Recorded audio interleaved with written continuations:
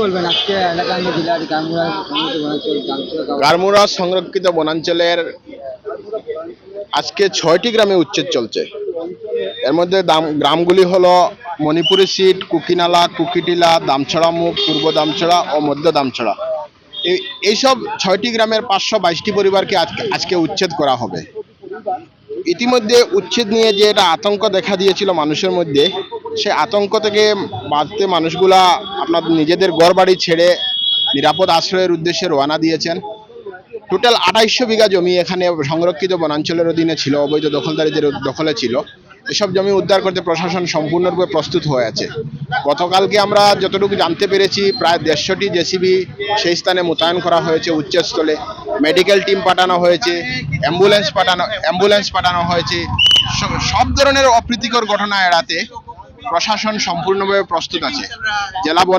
জেলা প্রশাসন সহ জেলা বন বিভাগ থেকে সব ধরনের ব্যবস্থা করে রাখা হয়েছে।